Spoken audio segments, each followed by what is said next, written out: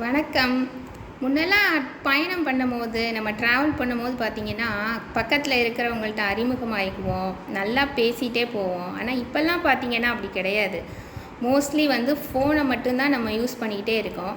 So, நிறைய நான் travel பண்ணிகிட்டே தான் இருப்பேன். பட் சமீபத்தில தான் நான் அந்த மாரி ஒரு நபரை நான் மீட் பண்ணேன். முன்னெல்லாம் எப்படி ஒருத்தருக்கு ஒருத்தர் பேசிக்குவோமோ, அந்த மாரி ரொம்பவே இயல்பாக அந்த ஃபோனுக்கு விடுதலை கொடுத்துட்டு கிட்டத்தட்ட ஒரு 4 மணி நேர ட்ராவலில் 2 பேர் பேசிகிட்டே போயிட்டே இருந்தோம்.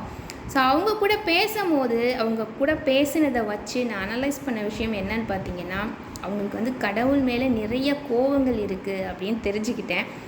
உடனே நான் அவங்களுக்கு ஒரு கதை சொன்னேன். இந்த கதை கிட்டத்தட்ட நான் ரொம்ப வருஷத்துக்கு முன்னாடி படித்த கதை. But always close to my heart. எனக்கு ரொம்பவுமே பிடிச்ச கதை இது. ஒரு ஒட்டகம் மேய்க்கிறவர் பார்த்திங்கன்னா, பாலைவனத்தில் ஒட்டகம் மேய்ச்சிக்கிட்டே போவார். அப்போ அங்கே இருக்கிற மசூதியிலேருந்து தொழுகை சத்தம் கேட்ட உடனே வேக வேகமாக போய் இந்த ஒட்டகத்தை வெளியில் நிறுத்தி வச்சுட்டு உள்ளே தொழுகைக்கு போயிடுவார். உள்ளே போய் ரொம்ப மனமுருகி வேண்டிக்குவார். நான் நல்லா இருக்கணும், என்னை சார்ந்த எல்லோரும் நல்லா இருக்கணும், எப்போயுமே எனக்கு சந்தோஷத்தை கொடுக்கணும்னு சொல்லி நிறைய விஷயங்களை வேண்டிக்கிட்டு ரொம்ப சந்தோஷமாக வெளியில் வந்தவருக்கு உடனே கோபம் தலைக்கு ஏறுது. என்னன்னு பார்த்தீங்கன்னா, அங்கே அவர் நிறுத்தி வச்சுட்டு போன ஒட்டகத்தை காணோம். உடனே திருப்பி மசூதிக்குள்ளே போய் பயங்கரமாக சத்தம் போடுறாரு, கோவப்படுறாரு. இப்போ தானே நான் உன்னை வேண்டிகிட்டு போனேன், எனக்கு சந்தோஷத்தை கொடுன்னு சொன்னேன், இப்படி பண்ணிட்டியே அப்படின்னு. உடனே ஒரு அசிரீரி ஒலிக்குது. அது சொல்லுது, நீ உள்ளே வந்த, மனமுருகி வேண்டுன, இல்லைன்னு சொல்லலை, ஒட்டகத்தை கட்டி போட்டுட்டு வந்தியா அப்படின்னு. உடனே அதை கேட்டோடனே அவருக்கு என்ன பதில் சொல்கிறதுனே தெரியல.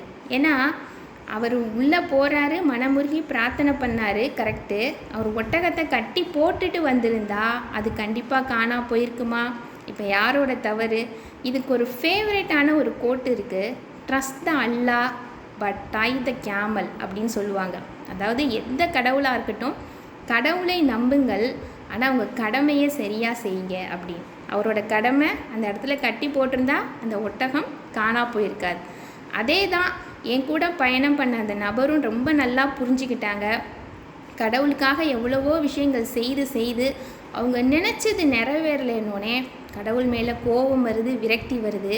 ஆனால் எந்த விஷயத்துக்காக நம்ம வேண்டுதல் வைக்கிறோமோ அதுக்கும் நம்மளோட உழைப்பான ஒரு கடமையை நம்ம கண்டிப்பாக செய்யணும் அப்படிங்கிற விஷயத்தை மறந்துட்டோமே.